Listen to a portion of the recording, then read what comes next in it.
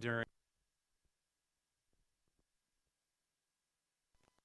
Now, for most people, they probably say coronavirus, right? Corona is a Latin term. It means crown. And like a king, the coronavirus has in many ways dictated how we now live. And I'm sure many people would like to press the reset button on 2020. But we can't do that, right?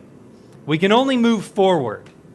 And this is the time of year that people start to think about making changes in their life. Usually on a about 20 days ago or so, like January 1st, right? New Year's resolutions, I'm going to start to lose weight. I'm going to exercise more or what have you. People make all kinds of resolutions. And they think about improving their physical health. They think, maybe this is the year I can improve my mental health. Or maybe it's the year I can improve my spiritual health. These are all things that people start thinking about in the beginning of the year. Before 2020, I think I only used Zoom a handful of times. I can remember traveling through different airports around the country, seeing the advertisements. You go down an escalator, big banner for Zoom, zoom.us. And I was wondering, what's so great about Zoom? Like, I don't understand what the big deal is, right?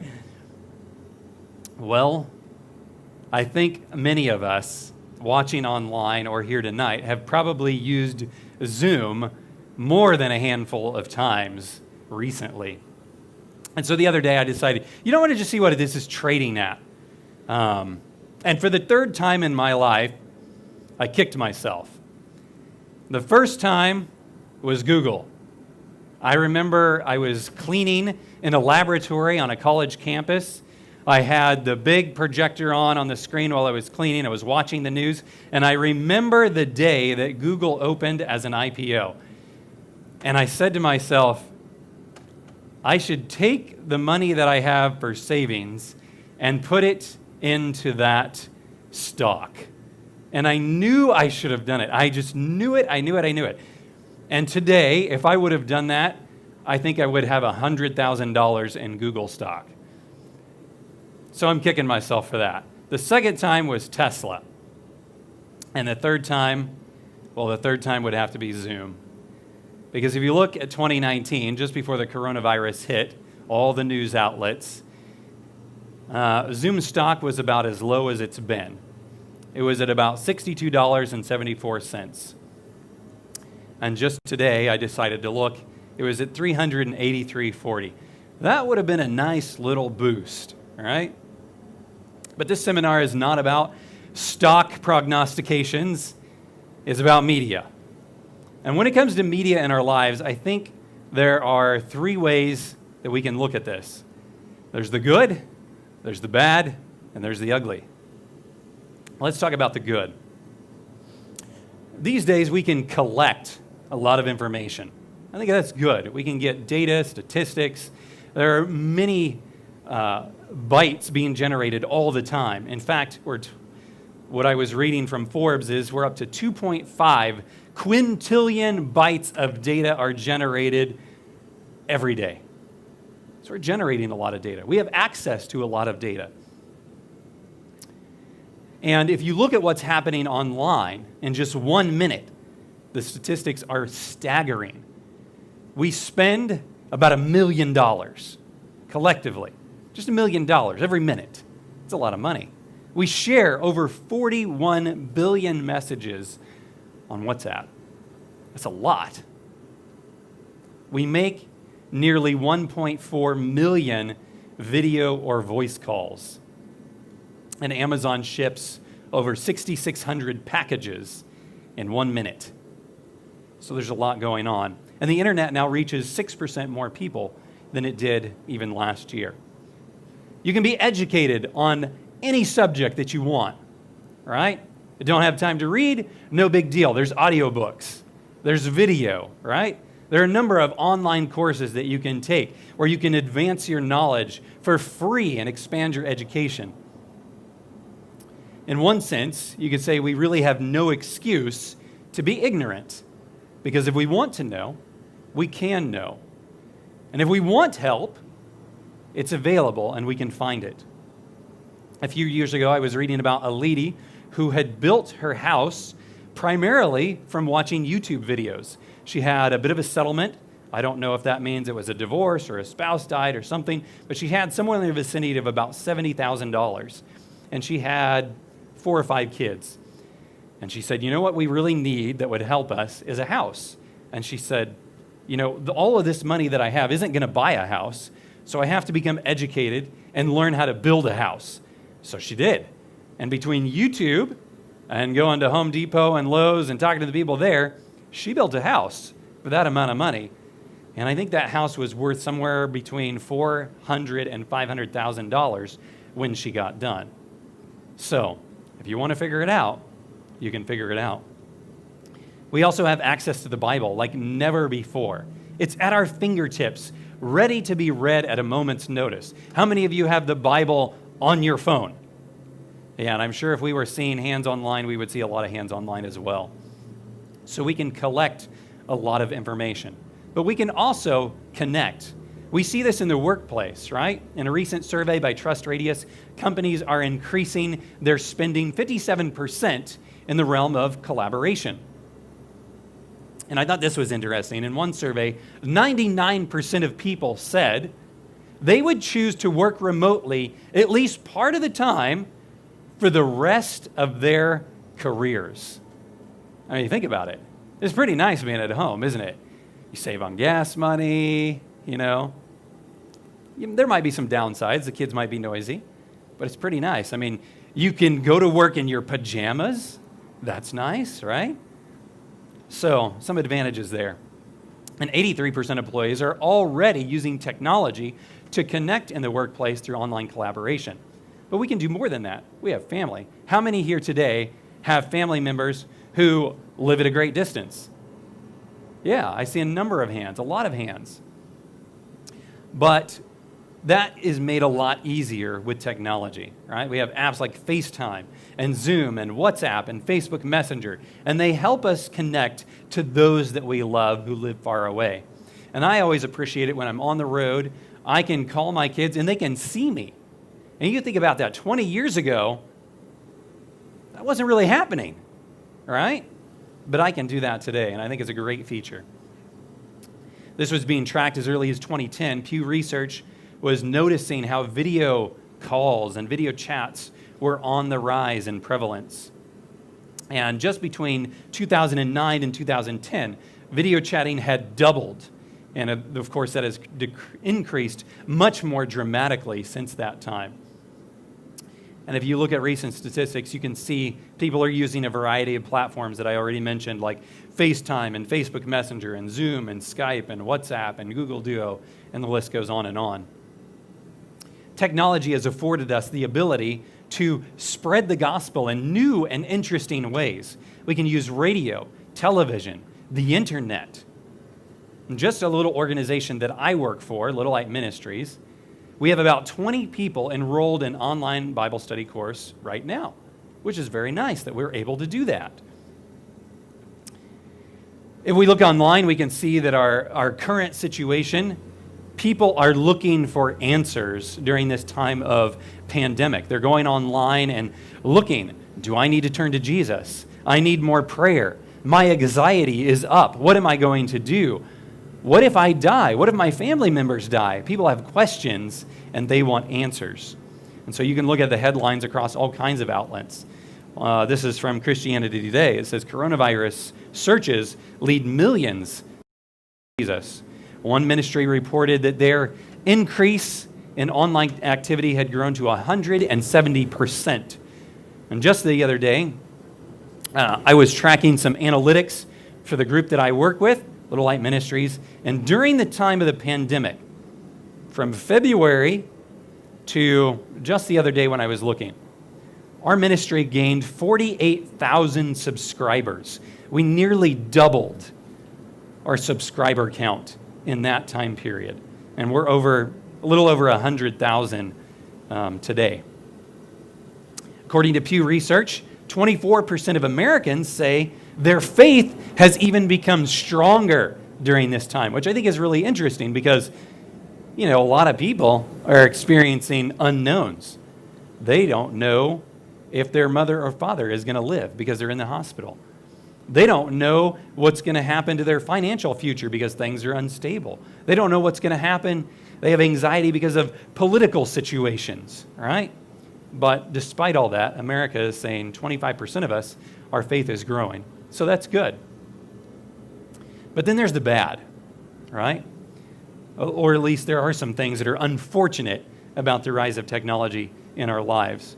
One of the things that's not so good is body image comparison. We have a big problem with that, especially in Western society. And so if you find yourself on Instagram or Facebook, but Instagram is the worst, you'll find that it just takes 7 minutes. And in 7 minutes, you'll see a decline in your own personal satisfaction of your body image. And it's especially prevalent in young ladies. Now, social media works on the idea of a feedback loop. So the more that you tap on something or click on something, the more it's going to serve you that type of content and only continue to reinforce what it is that you've been clicking on. And this kind of comparison can lead to some unfortunate consequences. It can lead to depression. It can lead to anxiety. And we know that depression is particularly on the rise in young people in America. In fact, the last time I had checked, we have doubled suicide rates in the last 10 years. So it's a bit of a problem. Even today, there is a specific type of depression that affects people who use Facebook. They actually call it that, Facebook depression. And if young people are experiencing this, parents oftentimes don't even know, because you have to look for very specific signs and symptoms. It's not the same as a normal depression. This, of course, can lead to eating disorders, which is not only unhealthy, but dangerous for your body and mental health in general. According to the Addiction Center, if you visit any social media site 58 times during the week, you're 3 times more likely to feel socially isolated versus visiting fewer than 9 times per week. So if you did that at a rate of 58 times during the week, that's about 1 time for every 2 hours that you're awake, that you're checking something. Depending on your country, these are the increased traffic numbers for pornography from February to March in 2020. And this is actually what I would call another type of pandemic. A couple of good resources if you want more information on that. A lot of people online, sometimes we find out, people contact us, they're struggling with pornography addiction. If you want more information, I would direct you to Covenant Eyes is one good resource where you can read up on statistics and what to do, how to get help. Another one is called Fight the New Drug.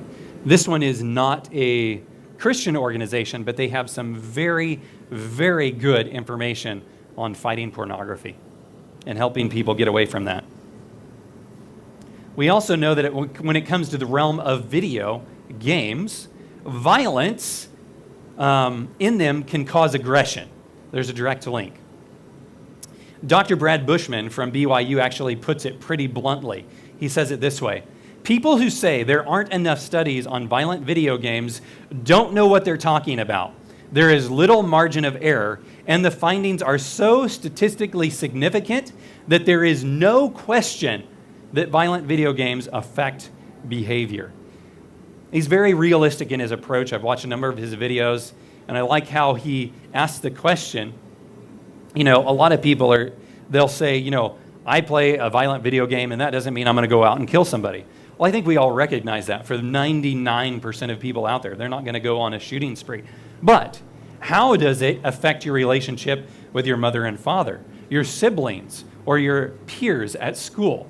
That's information we are interested in, and he talks a lot about that. So I encourage you to look at BYU Social Sciences. He has a playlist on there with some very good videos that talk about this. It's not that just video games can cause aggression, but video games and technology, just in general, is causing a lack of sleep. And it leads to decreased attention spans when it comes to school and work. Staring at screens, especially well into the night, disrupts your melatonin production. And melatonin regulates your sleep-wake cycle. So it's important that you don't disrupt that because it can lead to a whole host of other problems. I've even seen news articles suggesting that we start schools later in the day because kids are not awake enough during the day for their school studies because they've been up late at night on the computer playing video games or surfing the internet or what have you. Instead of just correcting the problem at home, we're trying to correct it at school. But the reality is many young people in college even struggle with their studies because they cannot kick this habit and their futures are being jeopardized. We also know, this is from the CDC, that many of us, of course, have sedentary jobs, and school can even make us sedentary. And we combine that with a standard American diet, it becomes a simple math equation as to what happens to our weight, right? It increases. The CDC notices that obesity even has worsened because of COVID-19. Because a lot of people are at home, some people are laid off, and how are they spending their time? They get online, they watch some Netflix or some news or what have you. They're not exercising as much, and so they're consuming more and more media. And it probably doesn't help that when we come home from the day's work, we try to escape. And we do that with entertainment largely. So I would highly encourage you to implement a regular exercise routine, right? Build it into your day, and it's going to pay you a lot of dividends.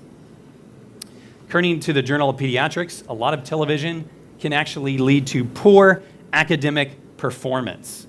We know that specifically verbal IQ and reading ability are both hindered.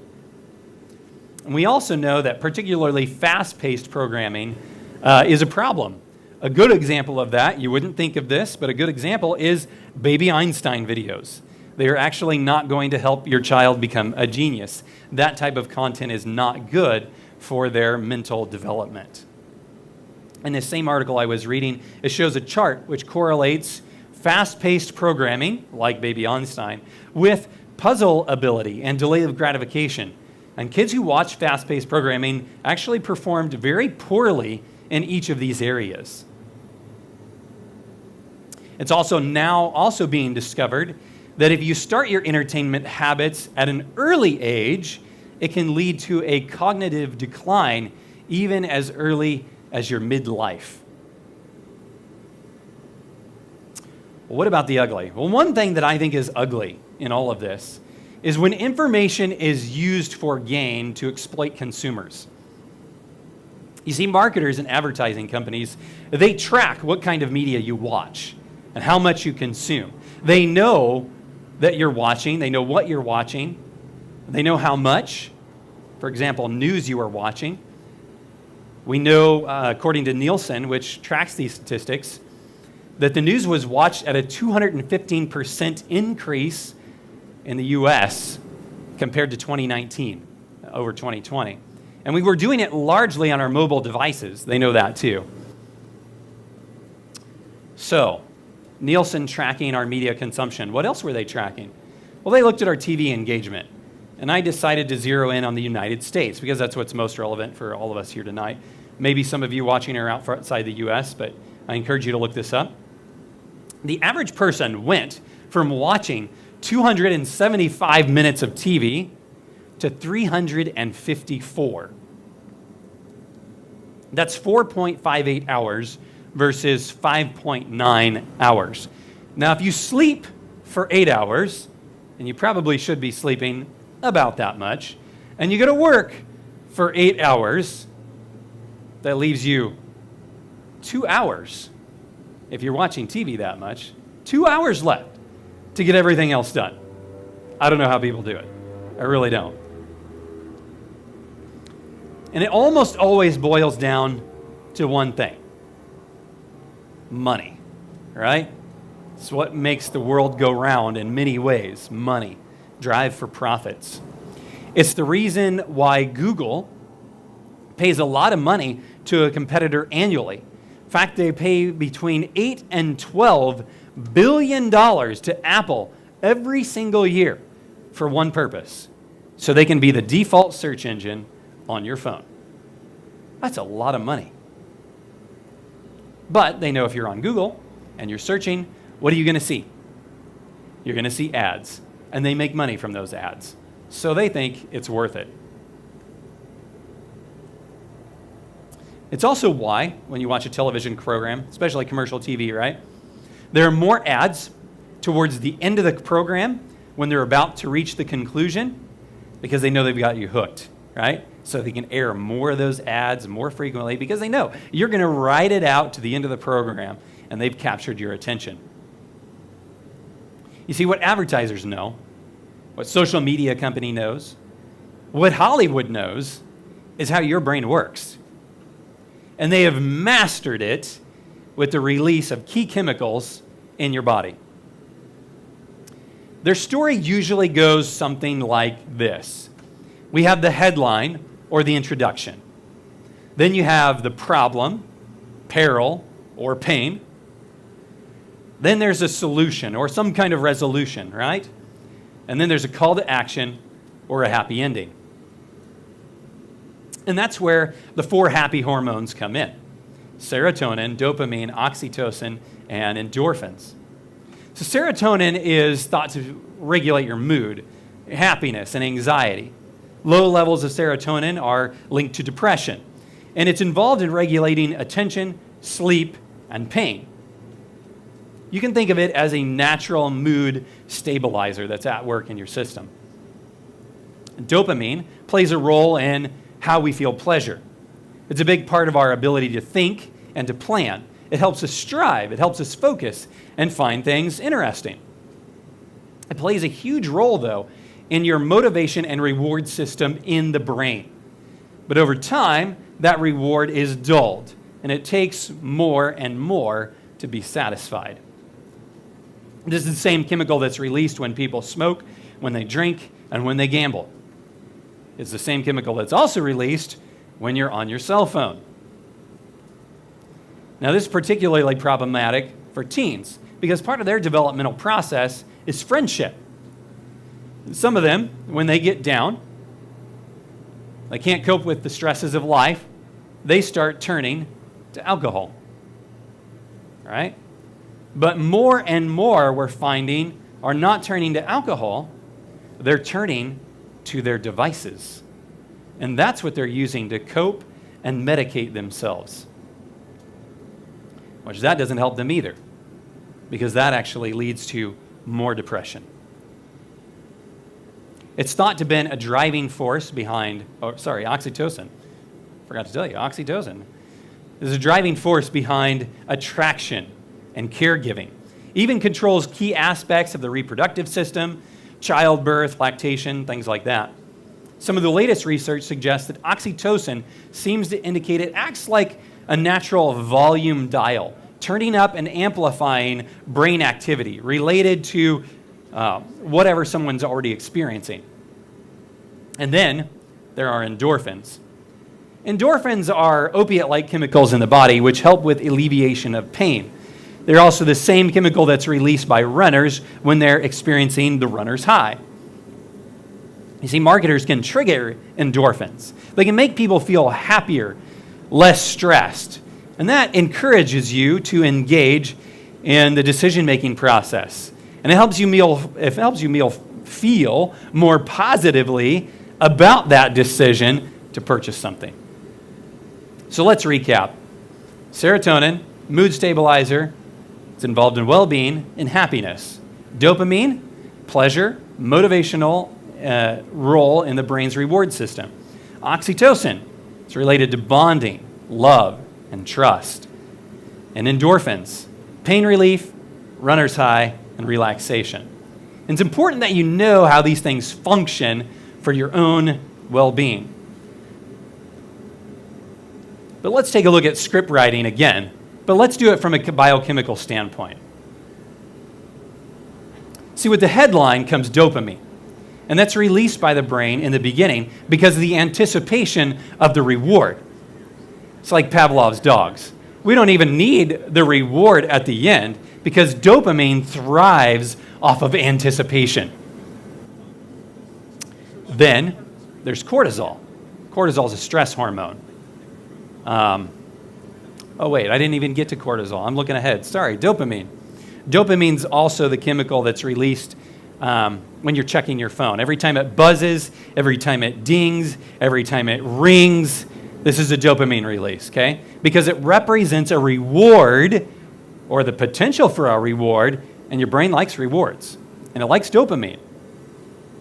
Is it just me, or has anyone else held that phantom buzz on their leg like their phone was ringing before? Oh, I see a couple of heads, yeah. Some people experience it. Okay, I'm glad I'm not the only one. So after dopamine in the script writing process, there's cortisol. And this is released because it's a stress hormone. It drives fight or flight. So when you observe pain or peril or the problem, your body reacts to that. Okay? When the solution is presented, though, then the brain looks for a way to make the cortisol stop. And the solution is to provide dopamine, serotonin, or oxytocin, sometimes a combination. And with the happy ending or the resolution comes a sense of satisfaction and well-being. So you get more of that serotonin. And depending on the program, you might get some oxytocin as well, because it helps you build trust between strangers. And this is the reason, oxytocin in particular, this is the reason why you have puppies in toilet paper commercials, right? They don't have anything to do with toilet paper, but they put them in there because they know it will help your system release oxytocin, and you'll feel much better about their brand and more likely to buy. What about the endorphins, though? Endorphins are released by the limbic system when you consume entertainment, okay? So they can make you laugh, they can make you cry, and that emotion will cause an endorphin release, which helps create an emotional bond, in particular to a brand, which is exactly what they want to do. Then every time you see that brand, you get the warm fuzzies, and it puts you in a positive state for purchasing. See, these chemicals are so strong, they can actually cause you to form habits. Now, that can be a good thing, but it could also be a bad thing.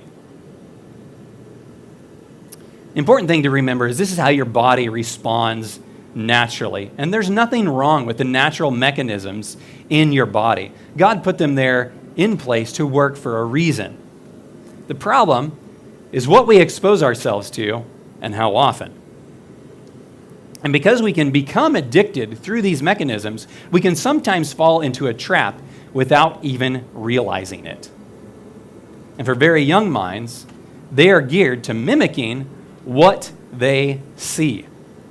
You see, there's a class of neurons called mirror neurons, aka the monkey see, monkey do neuron. So, if you're exposing a young child to a lot of poor behavior, whether it be online through the internet, through television, or through video games, then at a young age, they're going to look at that behavior and think that they need to copy that. That's just how they're wired. Well, how can I use media so that it's a blessing and not a curse? Right? I think we're all interested in that. I'm going to be a little bit cliche here, so bear with me. Don't just surf the internet, right? Anybody can do that. Don't just surf the internet, but be a fisher of men.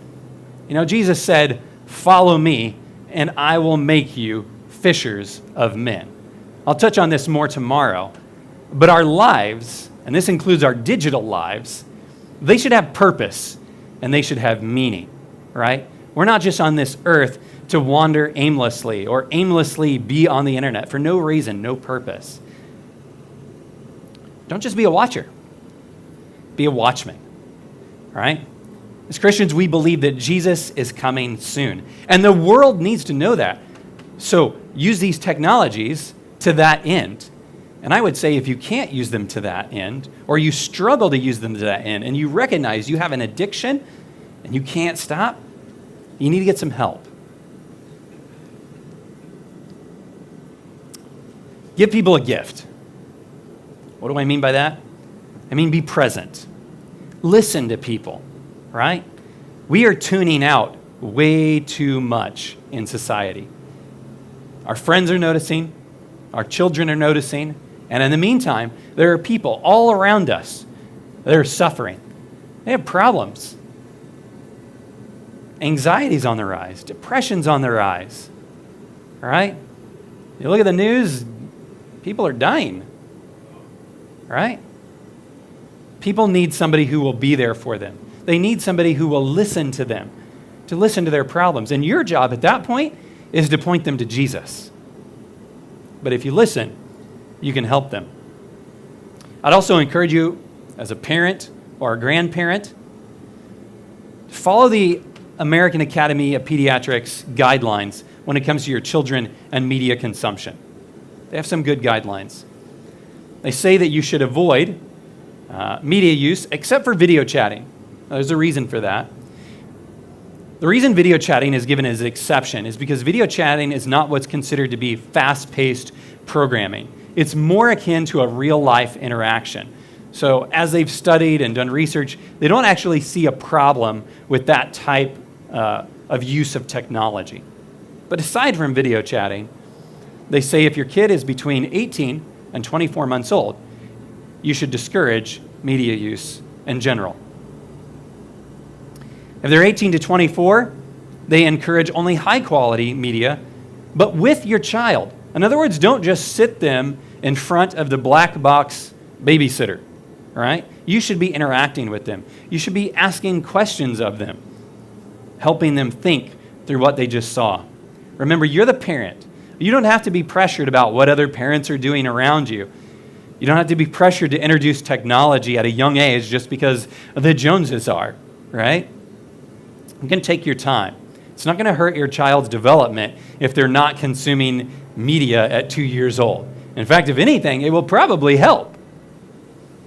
If your children are 2 to 5, they say you should limit screen time to about 1 hour a day of high-quality programming. And again, they're encouraging that you do that with your child. Don't just set them down in front of something. You want to help them learn about what they're seeing. Avoid fast-paced programming. We've mentioned that tonight. And turn off the TV when it's not in use. All right? Seems like a novel idea. For that matter, you can apply the same principle to iPads or the other glowing rectangles that may be in your home. They also say avoid using media to calm your child. All right? That's not a good idea. This can actually lead to very significant problems with their emotional regulation. So you don't want to use it like the electronic pacifier. And if you need help, talk to a pediatrician about that. They can give you some ideas. Also, be a good parent. Be involved in their lives. Or a good grandparent. Know what they're watching. Monitor it. Know what they're downloading. All right? That can be just as dangerous. Test the programs. Watch the programs before they do so that you know what they're going to be consuming. And then ask them questions about the program or about the activity so that they're thinking through the process. They also encourage you to keep bedrooms, meals, and playtimes, especially playtimes with a parent, free from screens. Learn how to put on do not disturb, right? I'm sure we can all do a better job of that. I know I could. And it's best to have no screens 1 hour before bedtime. And I don't think that's necessarily just a good idea for kids. I think it's a good idea for adults as well. You know, I look at what's happening in our world today and all the availability of information. And I would say this, we have access to more information than ever before. But we also seem to have more problems than we've ever had. We have access to more information. But you know what's interesting? We don't have any more truth. I don't know your situation tonight, but I do know, well, I don't even know if you're going to tune in again. I don't know that either. But I know this one thing.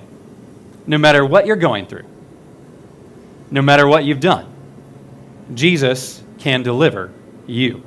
If you find that media is an addiction and is a struggle in your life, Jesus can help you with that. Jesus came to set the captives free. right? That's what the Bible tells us. He liberated the Israelites from slavery. He brought them out of Egypt, and he's still doing the same thing with people today, people that are in the bonds of slavery and addiction. It doesn't matter if it's social media, it doesn't matter if it's heroin, and it doesn't matter if it's what you look on your phone when you think nobody else is watching. Christ can deliver you from all of that. I would encourage you to read Luke 4:18. I'm going to close tonight with this thought, kind of prepping for tomorrow.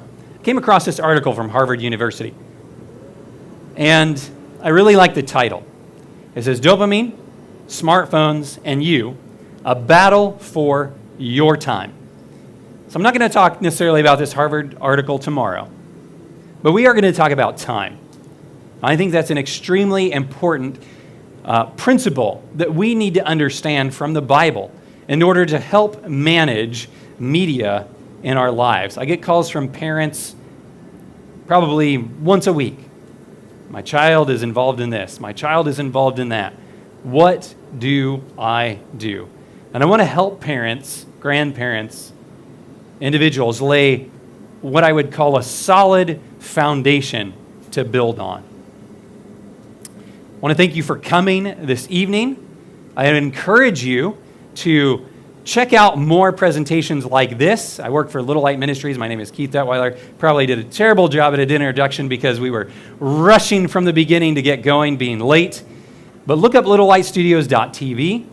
You can see more information. You can also visit our YouTube channel, Little Light Studios. We talk about this kind of topic and other topics that affect media and pop culture just in general. And encourage you to come back to this live stream tomorrow at 3:30 p.m. Yeah, 3:30 p.m. and again at 6:30 p.m. We'll be doing 2 presentations tomorrow, so you won't want to miss them. And we're going to talk about time. So thank you all for coming. Thank you all for who are watching online. I hope you have a good night, and we are going to close with prayer, and that will be the end of tonight's meeting. So let's bow our heads. Heavenly Father, we're grateful that Jesus is still setting people free. Lord, it's interesting to see how our bodies work and how we respond to the world around us. And we recognize that it's a challenge. Technology is ever present in our society. And it's so easy to become addicted and distracted by these things. We just pray, Lord, tonight, if there's anybody here or watching online that's being affected by these things, that you would help them. Pray that they would call out to you and find deliverance and strength.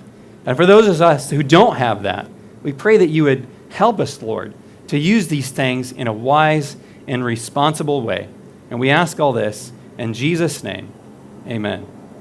Thank you for joining, and good night to those of you who have joined us online.